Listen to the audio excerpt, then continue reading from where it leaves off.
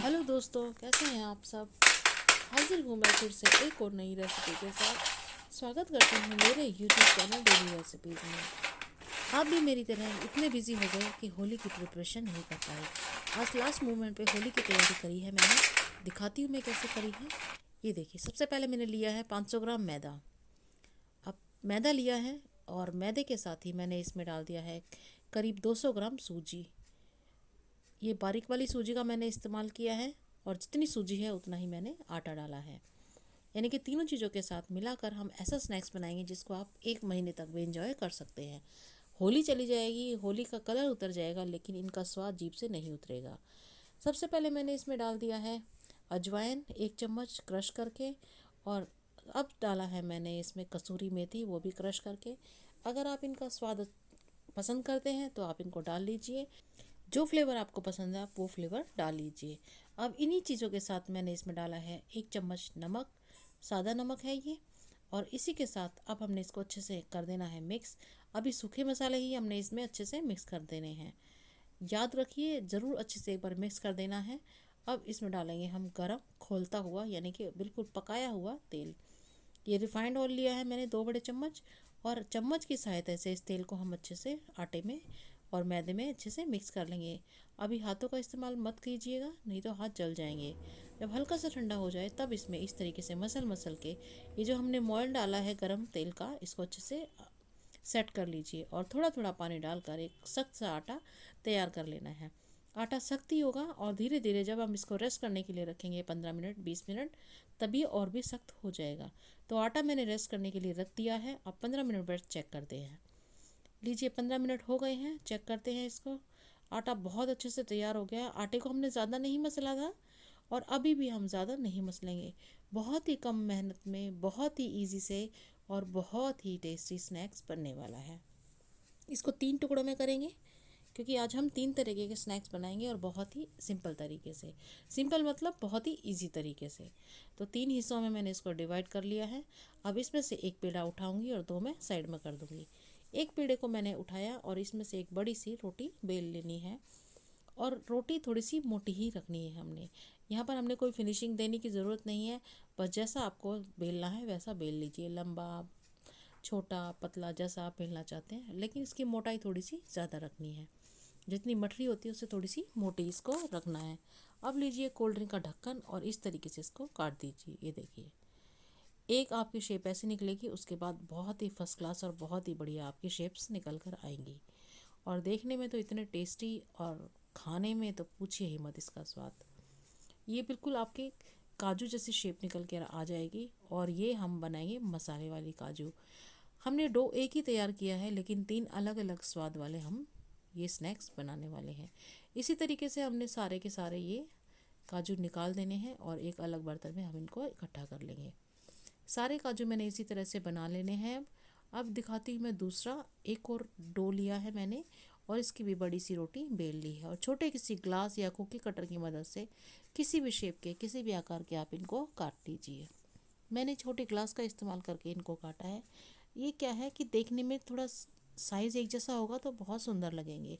वैसे आप चाहे तो एक एक पूरी पूरी की तरह बनाकर भी इनको निकाल सकते हैं, लेकिन उसमें क्या है, टाइम ज़्यादा लगेगा। और आज हमने बिल्कुल झटपट झटपट सारे स्नैक्स बनाने हैं, तो शॉर्टकट में ही हम बहुत ही बढ़िया स्नैक्स बनाएंगे।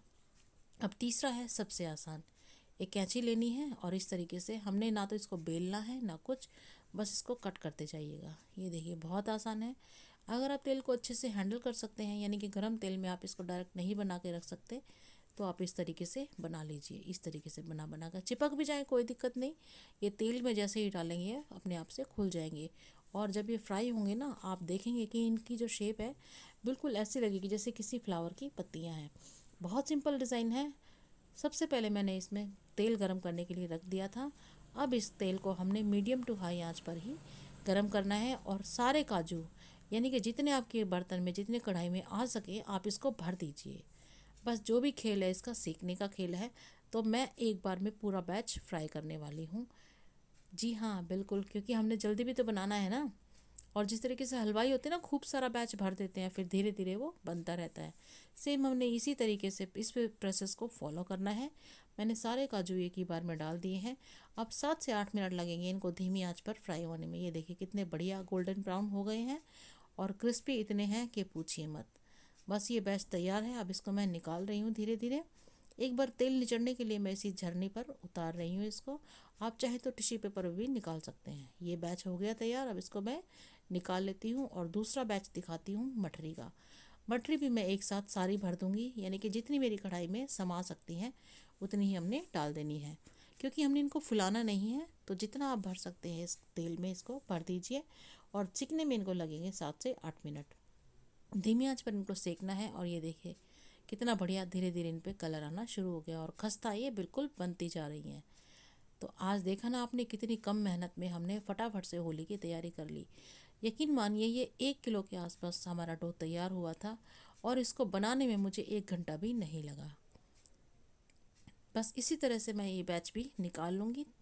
अलट पलट के इनको सेक लेना है। शुरुआत में इनको मत छेड़िए आप, ये आपस में चिपक जाएं तो कोई दिक्कत नहीं। जैसे जैसे ये सीखेंगे अपने आप ये खुलती चली जाएंगी। तो ये वाला बैच भी तैयार है। इसको भी मैं झरनी में निकाल लेती हूँ और दूसरे किसी परात में या किसी बर्तन में रखना है।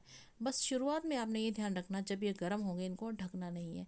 अगर ढकेंगे भी तो किसी कपड़े से या किसी हल्के कपड़े से इसको ढक देना है। वो जिससे क्या होगा कि अगर नमी आ गई तो ये सॉफ्ट होने के चांसेस हैं, लेकिन वैसे ये सॉफ्ट नहीं होंगी। फिर भी आप इसको प्रिकॉशंस के रूप में ढकने के लिए किसी बर्तन का या किसी प्लेट का इस्तेमाल मत कीजिए। किसी कपड़े से या किसी ऐसी चीज़ से ढकिए जिसमें से हवा आर पार जा सके। ये वाला बैच मेरा बढ़िया से फर्स्ट क्लास तैयार हो गया है। और इन मठरियों को आप चाय के साथ, कॉफ़ी के साथ, चाहे तो आप किसी कोल्ड ड्रिंक के साथ भी इंजॉय करेंगे। मेहमान आएंगे ना तो ये हलवाई से भी ज़्यादा टेस्टी लगने वाली है। जब मैंने इनको खाया, मेरे परिवार में सब ने खाया तो बहुत ही टेस्टी थे। सब ने बोला कि ये तो हलवाई के स्वाद को भी माफ़ कर गए हैं। अब ये बैच तैयार है। अगला बैच दिखाती हूँ मैं, जो हमने सीजर से काटा था। ये देखिए बन गया है ना किस तरीके से गुच्छा, लेकिन कोई टेंशन की बात नहीं है। ये धीरे धीरे सीख कर अपने आप चला जाएगा। अब मैं बाकी आपको दिखाती हूँ कि अगर आप कैंची से इस तरीके से डायरेक्ट कढ़ाई में भी डाल सकते हैं। ये देखिए बहुत ही सिंपल है। इस तरीके से बस डालते चले जाइए और आंच को रखिए बिल्कुल धीमा। ये देखिए मैंने डाल दिए हैं और शेप्स देखिए इनकी बहुत ही बढ़िया, ऐसे लगेगी जैसे किसी फूल की पत्ती हो। बस इनको भी 6 से 7 मिनट तक धीमी आंच पर हम इसी तरीके से सेकेंगे। और ये देखिए कलर कितना बढ़िया आ गया है इनका। और क्रिस्पीनेस तो मैं इनकी दिखाने वाली हूँ आपको। बस जुड़े रहिए वीडियो पर लगातार और देखिए कितने बढ़िया। तो बातों ही बातों में ये बैच भी तैयार है। इसको भी मैं निकाल देती हूँ और अब दिखाती मैं इनके खस्तापन। और ये जो मेरा स्नैक्स तैयार हुआ है, ये करीब 1 किलो डो का स्नैक्स है, यानी कि कुल मिलाकर देखें तो 300 से 400 रुपये तक का स्नैक आपका तैयार हो गया है, कुल 60 से 70 रुपये में। ये देखिए इसका खस्तापन देखिए, आवाज़ आ रही है ना कितनी, बहुत ही बढ़िया। ये फ्रेंड्स मैंने लास्ट टाइम का, यानी कि आज होली है तो मैंने आज ही सारा प्रिपरेशन किया है और 1 घंटे में ये सारा स्नैक्स बनकर तैयार हो गया है। ये देखिए अंदर तक कितने बढ़िया सिके हुए हैं। ना कोई बेकिंग पाउडर मिलाया है ना कुछ मिलाया है इसमें, सिर्फ सिंपल घर की चीज़ों से ही ये सारे स्नैक्स तैयार हो गए। अगर आपको रेसिपी ज़रा भी अच्छी लगी तो प्लीज़ लाइक, शेयर, कमेंट और सब्सक्राइब करना बिल्कुल मत भूलिए। और कमाल की बात यह है कि तीनों ही नाश्ते को मैंने अलग अलग टेस्ट दिया है। वो एक था लेकिन टेस्ट इनका अलग अलग होने वाला है। एक में मैंने चाट मसाला मिला दिया, यानी कि जो काजू है हमारे उसमें मैंने चाट मसाला मिला दिया था। उससे चाट मसाले का बहुत अच्छा फ्लेवर आ गया इसमें। और जिसको हमने सीजर से काटा था उसमें मैंने पाव भाजी और मैगी मसाला मिला दिया है। आज के लिए इतना ही। मिलते हैं अगली रेसिपी में। Till then bye bye.